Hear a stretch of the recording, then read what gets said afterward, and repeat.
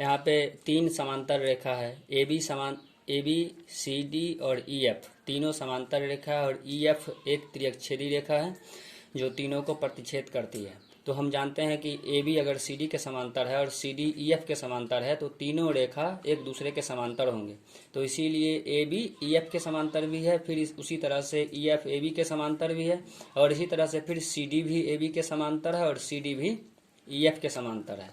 इस क्वेश्चन में हमको एक्स वाई और जेड का वैल्यू ज्ञात करना है। जो एक्स कोण का मान कितना होगा, जहाँ पे वाई दिया हुआ है उस कोण का मान कितना होगा, और जहाँ पे जेड दिया हुआ है उस कोण का मान कितना होगा।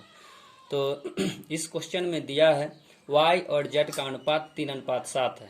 हम जानते हैं कि जब भी अनुपात में दिया रहता है तो हम उसको x या k या कुछ भी जो भी पसंद हो मान लेते हैं। तो हम इसको आगे बनाएंगे। माना कि y बराबर 3 के और z बराबर 7 के। अब सवाल बनाएंगे कैसे, तो इसके लिए जब भी हम लोग सवाल बनाते हैं तब सोचते हैं जो हमको सवाल पे एक्शन कैसे करना है, माने किस मेथड से उसको बनाना है। तो सवाल को देखते ही हमारे नज़र में आया जो इसमें 3 पैरेलल लाइन है, समांतर रेखा, और उसको एक त्रिअक्षेदी रेखा ई एफ प्रतिच्छेद करती है। तो सवाल देखते हम पहली बार ये समझे कि ये सवाल जो है सो समांतर रेखा और प्रतिच्छेदी रेखा के नियम से ही बनेगा। तो हम उसी रूल पर जाने का प्रयास करते हैं और इस सवाल को बनाने का प्रयास करते हैं। अब यहाँ पर हम जानते हैं कि दो सीधी रेखा अगर एक दूसरे को प्रतिच्छेद करती है तो सम्मुख कोण बराबर होता है।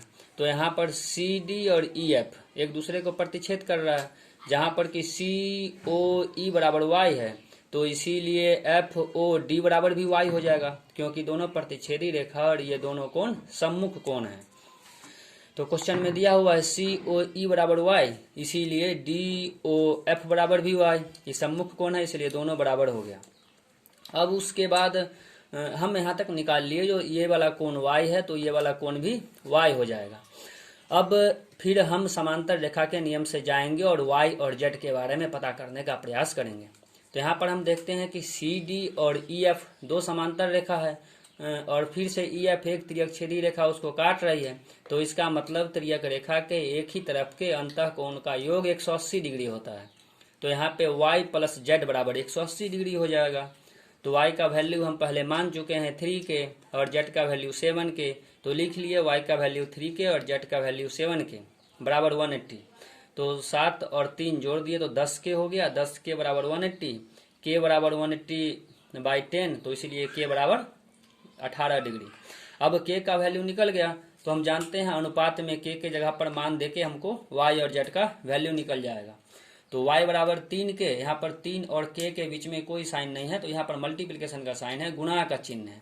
तो इसीलिए 3 गुणे k का मान हम 18 निकाले हैं तो वही 18 दे देंगे। तो 3 गुणे 18 तो 18 तिया 54 डिग्री y का वैल्यू निकल गया। और z बराबर 7 k दिया हुआ है, तो 7 इंटू k का वैल्यू है 18, तो अब इंटू में 18 लिख दिया। अब 18 को 7 से गुना करेंगे तो 18 सते 126 डिग्री, तो z का मान निकल गया 126 डिग्री। इस प्रकार हम y और z का मान निकाले हैं। अब इसके बाद हम लोग x का भी मान निकाल लेंगे। तो अब देखते हैं x का मान कैसे निकलेगा। यहाँ से रुक गया, रुक गया। रुक दो।